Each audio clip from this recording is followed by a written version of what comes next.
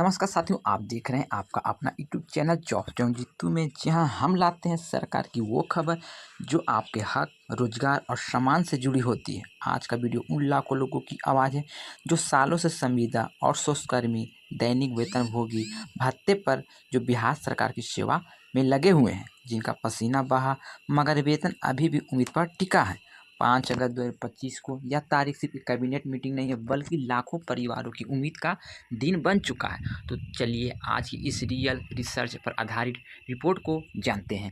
क्या होगा इस कैबिनेट बैठक में, कौन से विभाग के कर्मियों को राहत मिल सकती है, क्या नियमितीकरण और अस्थायीकरण की प्रक्रिया आगे बढ़ेगी, मुख्यमंत्री नीतीश कुमार उनके ट्वीट का क्या इशारा है, और सबसे ज़रूरी, क्या इस बार बदलाव वास्तव में होगा। तो सरकार जो कि आप सभी के ऊपर नज़रें बैठाए हुए हैं, नज़रें गड़ाए हुए हैं, क्योंकि सरकार को आप सभी से वोट जो लेनी है। अगर आप लोग की इच्छा को पूरा नहीं करते हैं तो सरकार भी समझती है कि हम उनके कि अगर कोई कार्य नहीं करेंगे तो वो मुझे भी वोट से बहिष्कार कर सकते हैं। इसलिए आप पर सरकार की नज़र बनी हुई है, आपके लिए कुछ नया करने वाले हैं। तो सारा इन्फॉर्मेशन, सारा जानकारी इस वीडियो में क्लियर करने वाले हैं। लेकिन उससे पहले ऐसे छोटी सी रिक्वेस्ट भी करेंगे कि वीडियो पसंद आएंगे तो वीडियो को लाइक कीजिएगा, वीडियो को शेयर कीजिएगा।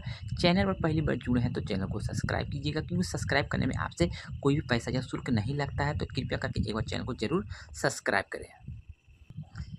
बिहार सरकार के अधीन 45 से ज़्यादा विभागों में अलग अलग तरह के कर्मचारी संविदा और सोच दैनिक वेतन पर काम कर रहे हैं। जैसा कि आपको पता है कि शिक्षा विभाग में देखिएगा कंप्यूटर ऑपरेटर और कंप्यूटर शिक्षक, पुस्तकालय प्रयोगशाला सहायक, स्वास्थ्य विभाग में देखिएगा तो NHM कर्मचारी, ANM कर्मचारी और GNM डाटा एंट्री ऑपरेटर, पंचायती राज में देखिएगा तो लोहिया स्वच्छता पर्यवेक्षक, स्वच्छता कर्मी, पंचायत सहायक, ग्रामीण विकास में देखिएगा तो जीविका दीदी, स्वयं सेवक, तकनीकी सहायक और समाज कल्याण में देखिएगा तो आंगनबाड़ी सहायिका, सेविका, कुक, हेल्पर इत्यादि। उसके आगे देखिएगा राजस्व एवं भूमि सुधार विभाग में बात कर लेते हैं तो इसमें जो कर्मी कार्यात है, अमीन हो गया, सर्वे कर्मी हो गया, डाटा एंट्री ऑपरेटर हो गया।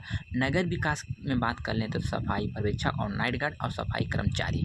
जल संसाधन विभाग की बात कर लेते हैं और भवन निर्माण की बात कर लेते हैं, बिजली विभाग की बात कर लेते हैं, सिंचाई विभाग की बात करते हैं, या तो IT सेल में या तो कृषि विभाग में। सभी कर्मी को लेकर इन सब पर काम कर रहे कर्मचारी को 6 महीने से नहीं बल्कि 15 से 20 सालों से सेवा कर रहे हैं, पर अभी भी स्थायित्व का नाम नहीं है। 2024 को विधानसभा चुनाव में कई बार यह मुद्दा उठ चुका है कि CM नीतीश कुमार ने बार बार कहा है कि हम संविदा कर्मियों की बात को समझते हैं। सभी विभाग की रिपोर्ट मंगाई जा रही है।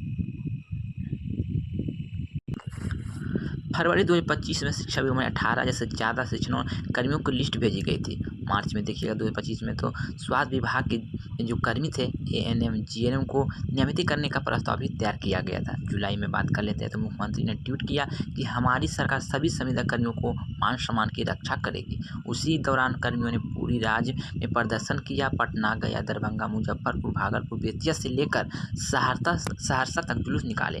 और 5 अगस्त को होने वाली कैबिनेट मीटिंग में इसलिए अहम होने हैं क्योंकि विधानसभा सत्र से पहले अंतिम मीटिंग है। तो मुख्यमंत्री ने खुद कई विभाग को प्रस्ताव पर सहमति दे चुके हैं। वित्त विभाग की रिपोर्ट फाइनल है, यानी कि वेतन बढ़ोतरी, ग्रेड पे और बीमा योजना पर काम करे जाएंगे। हटाए गए कर्मचारियों को पुनः बहाल करेंगे। जैसा कि आपको भी पता है कि संख्या के स्वयंसेवक काम पर रखकर फिर हटा दिया गया। उसके बाद पूर्व वार्ड सचिव को भी हटाया गया, तो उसे फिर से काम पर रखने के लिए, यानी कि फिर से बहाल करने के लिए योजना बनाई जा रही है। आगे विधानसभा जो चुनाव है और सरकार हर वर्ग को साधने में लगी है। अगर इस बार बैठक में फैसला नहीं हुआ तो सरकार पर भरोसा खत्म हो जाएगा। ये बात खुद कई मंत्री और सार्वजनिक मंचों पर कह चुके हैं। पहला में देखिएगा तो संविदा कर्मियों के वेतन में होगी वृद्धि, यानी कि लगभग सभी विभाग में जो 15 से लेकर 35% तक मानदेय को बढ़ाया जाना तय है, यानी कि इसके लिए प्रस्ताव तैयार किया गया है। विशेषकर शिक्षा विभाग, स्वास्थ्य विभाग, लोहिया, जीविका, आंगनबाड़ी, डाटा एंट्री ऑपरेटर को लेकर। उसके बाद दूसरा में देखिएगा तो स्वास्थ्य विभाग योजना लागू किया जाएगा, यानी कि स्वास्थ्य बीमा योजना लागू होंगे, जिसमें 5 लाख तक का कैशलेस इलाज किया जाएगा। निजी अस्पतालों में भर्ती की सुविधा, कर्मचारी के साथ साथ परिवार को भी शामिल किया जाएगा। उसके बाद तीसरा में देखिएगा तो ग्रेड पे और प्रमोशन रूल भी लागू की जाएगी। जितने भी कर्मी 10 वर्ष से ऊपर की सेवा दे चुके हैं उन्हें प्रमोशन बेनिफिट मिलेगी।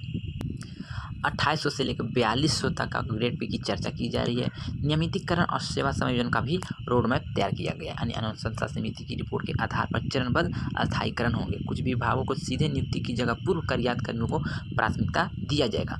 5वां में देखिए महिला कर्मियों के लिए विशेष प्रावधान किया जाएगा, जिसमें कि मातृत्व अवकाश मिलेंगे। महिला कर्मचारियों के लिए वार्षिक बोनस दिया जाएगा। जीविका सहायिका आंगनबाड़ी को विशेष मान्यता मिलेंगे। तो देखिए चुनाव नजदीक है, ये सबको पता, परंतु जनता सिर्फ घोषणा नहीं नोटिफिकेशन चाहती है।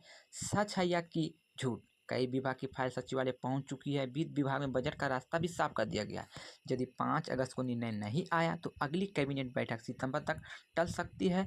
तब तक कई कर्मी आंदोलन की राह पर जा सकते हैं। बिहार में आज कोई ऐसा घर नहीं है जहां कोई संविदा कर्मी ना हो। किसी का बेटा पंचायत सहायक है तो किसी की बहन जीविका में, किसी का भतीजा डाटा एंट्री ऑपरेटर है, कोई की भाभी आंगनबाड़ी में सेवा कर रही है। ये सिर्फ कर्मी नहीं है, बिहार की रीढ़ है। इनकी मांग राजनीतिक नहीं मानवीय है। सरकार चाहे तो एक बैठक में लाखों लोगों को राहत दे सकती है। सभी विभाग के कर्मचारियों को अस्तित्व में गारंटी भी दे सकती है।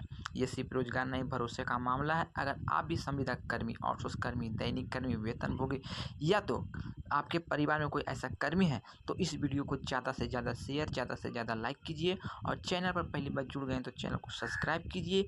क्या आपको 5 अगस्त की ये सब घोषणा हो सकती है? आप अपना कमेंट में राय भी दे सकते हैं। तो चैनल पर नए हैं तो चैनल को सब्सक्राइब करके ही जाइएगा। वीडियो पसंद आए तो वीडियो को भी लाइक कीजिएगा, क्योंकि एक चैनल का एक ही मकसद है, कोई भी संविदा कर्मी, आउटसोर्स कर्मी, दैनिक कर्मी से रिलेटेड कोई भी नया अपडेट, कोई भी जानकारी आए तो आपको सबसे पहले यहाँ पे इन्फॉर्मेशन दी जाती है, यानी कि सच्ची और रियल ग्राउंड रिपोर्ट यहाँ पे मिलेंगे सबसे पहले और सटीक। तो साथ ही छोटी सी जानकारी थी आप सभी को लेकर।